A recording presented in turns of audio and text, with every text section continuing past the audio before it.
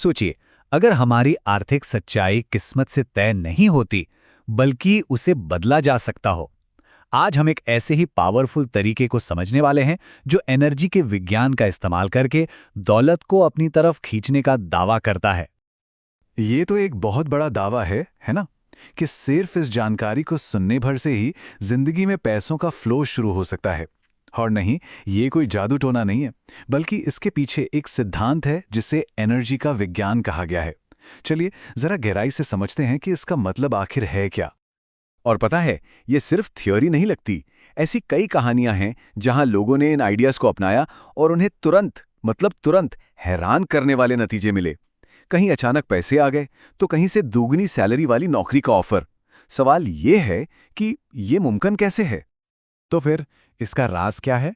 देखिए, असली समस्या हमारी किस्मत या जॉब मार्केट में नहीं है, वो हमारे अंदर है, हमारे दिमागी प्रोग्रामिंग में। ये एक तरह की अनदेखी स्क्रिप्ट जैसी है जो हमारे सबकॉन्शियस माइंड में लगातार चलती रहती है और हमारी पूरी फाइनेंशियल लाइफ को कंट्रोल करती है।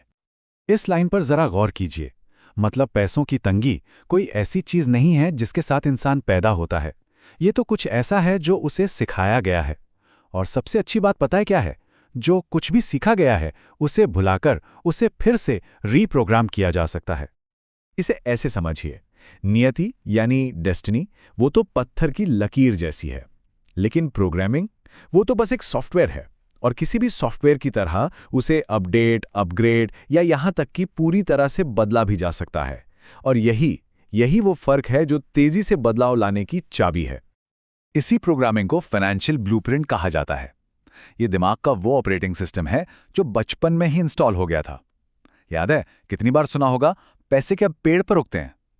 ये सिर्फ कहावतें नहीं है, ये वो कोड की लाइंस है जो आज भी हमारे फाइनेंशियल डिसीजंस को चला रही हैं।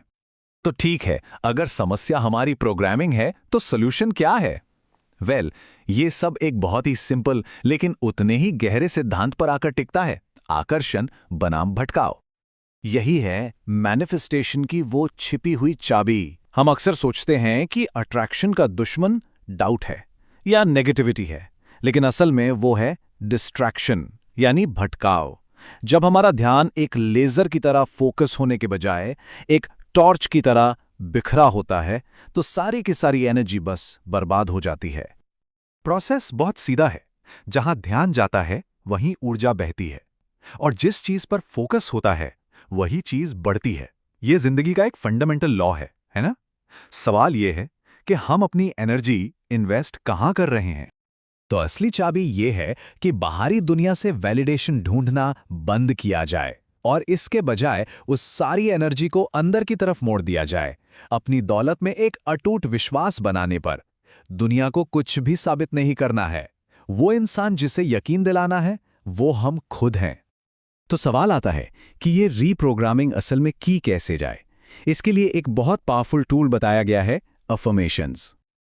लेकिन रुकिए, ये कोई भी रैंडम पॉजिटिव थिंकिंग नहीं है। कहा जाता है कि ये फ्रेजेस साइंटिफिकली डिज़ाइन किए गए हैं ताकि ये हमारे कॉन्शियस माइंड को बाईपास करके सीधे हमारे फाइनेंशियल ब्लूप्रिंट को ही बदल दें। सोचिए, ये दिमाग में कमी वाली सोच से समृद्धि तक एक नया हाईवे बनाने जैसा है। तो चलिए इन्हें एक साथ महसूस करते हैं। सिर्फ शब्दों को सुनना नहीं है, उन्हें फील करना है। शरीर की हर कोशिका में इसे सच मानना है। एक गहरी सांस लीजिए और महसूस कीजिए, मैं एक पावरफुल मनी मैग्नेट हूं। इसी फीलिंग को बनाए रखिए। अब इसे विजुअलाइज कीजिए, पैसे कई रास्तों से मेरे पास लगातार बह रहे हैं। सारा स्ट्रगल, सारी मेहनत की सोच को छोड़ दीजिए, बस इस आसानी को महसूस कीजिए। मेरा बैंक अकाउंट हर दिन एफर्टलेसली बढ़ रहा है। और आखिर में सबसे जरूरी, इसे अपनाइए, इसे एक्सेप्ट कीजिए। मैं अनलिमिटेड अबंडेंस डिजर्व करता हूं और मैं उसे अभी इसी पल रिसीव करता हूं। तो जब कोई इन अफर्मेशंस को प्रैक्टिस करता है तो असल में होता क्या है? ये सिर्फ अच्छा सोचना नहीं है, ये एक बहुत गहरा एनर्जी में बदलाव है जो एक नहीं बल्कि कई लेवल्स पर होता है। देखिए, ये 3 लेवल्स पर काम करता है। पहला, न्यूरोलॉजिकल लेवल पर, दिमाग की वायरिंग ही बदल रही है। दूसरा, क्वांटम लेवल पर, हमारी एनर्जी की फ्रीक्वेंसी प्रॉस्पेरिटी की फ्रीक्वेंसी से मैच हो रही है। और तीसरा, स्पिरिचुअल लेवल पर हम यूनिवर्स की अनंत दौलत के साथ अलाइन हो रहे हैं। मतलब एक ही वक्त में मन, ऊर्जा और आत्मा तीनों बदल रहे हैं। और ये सब इस एक बात पर आ जाता है, हमारी एनर्जी, हमारा वाइब्रेशन वो कारण है, और हमारी असलियत, हमारी रियलिटी वो उसका असर है। यूनिवर्स हमारे बैंक अकाउंट को नहीं देखता, वो हमारी एनर्जी के सिग्नेचर को पढ़ता है। अपनी वाइब्रेशन बदलो और रियलिटी खुद ब खुद बदल जाएगी। अब मन में ये सवाल आ सकता है कि ठीक है, अफर्मेशन तो कर लिया, पर पैसे कहाँ हैं? यहीं पर टाइम डिले का कॉन्सेप्ट आता है। सोचिए, जब हम कोई बीज बोते हैं तो अगले ही दिन पेड़ की उम्मीद तो नहीं करते, है ना? बिल्कुल वैसे ही पहले एनर्जी बदलती है, फिर यूनिवर्स चीज़ों को, हालातों को रीअरेंज करने में लग जाता है, और उसके बाद ही फिजिकल रिजल्ट दिखाई देता है।